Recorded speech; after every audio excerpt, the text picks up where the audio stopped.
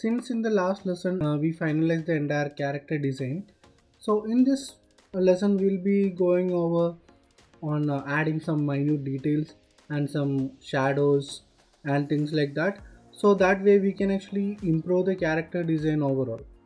So in the after the last lesson I actually changed the mouth a little bit, so that's the only change I made. After that we will add some shadows for these hairs.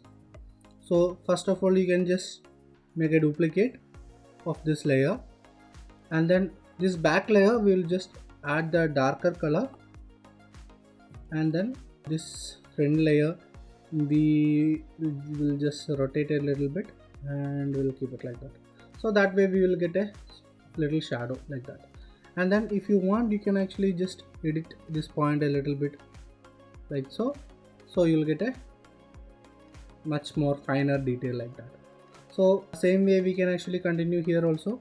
We'll make a duplicate of this layer, and this back layer we will add this shadow color, and this front layer we can actually rotate and align a little bit better. Okay, that's it. So the same way we can actually continue the process. We'll make a duplicate of this layer of the shadow color, and this one we will just drag and drop it into the back layer, so we can actually remove this bleeding here. And then we can maybe adjust the points like so, we will get a design like that. So same thing will continue here.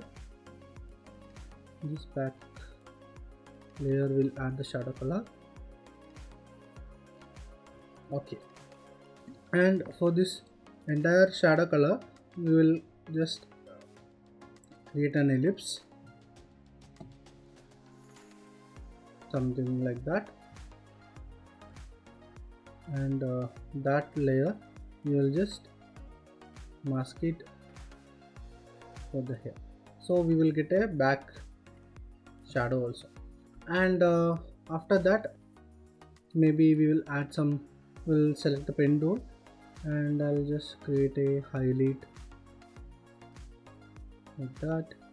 And for the stroke color we will add a little bit lighter color and maybe increase the stroke size at the top, something like 7, and then we'll reduce the opacity. In the color window you have an option called opacity. We'll reduce it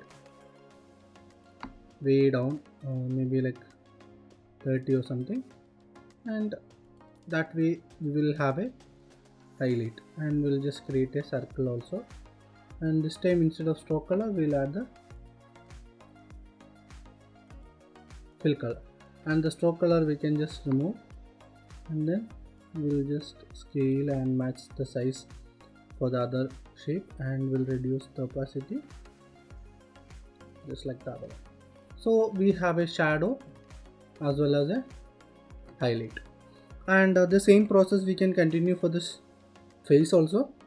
We'll just make a copy, and this back layer we will add this darker color, and then this shape we will just drag and drop it onto the back shape, so we will mask it, so we'll not get any unwanted bleeding or anything like that.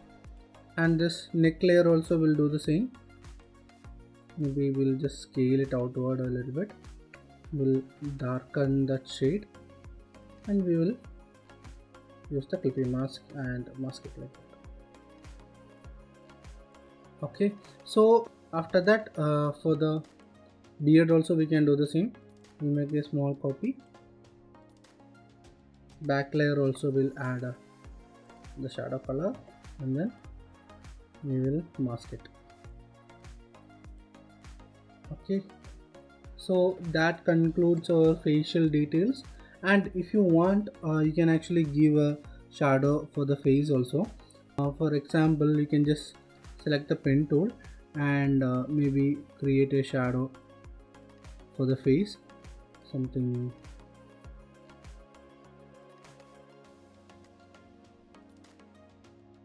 and we'll create a shadow shape like that, and we can just finish up the entire design. And we'll add the darker skin color here, and we can just reduce the opacity way down, something like minute colors or something like that. And this shape we can actually mask it into our facial shape, so we'll get a small shadow like that. So that way we will get a shadow for the face also. So afterwards you can actually edit these handles by pressing alt on the keyboard, and you can actually individually edit each of these points, how that design looks, and you can actually edit all that things later. So, and you can use the corner tool also if you want to make something rounded or something like that.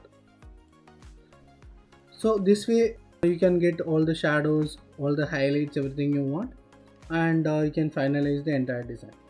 So I'll see you guys in the next video.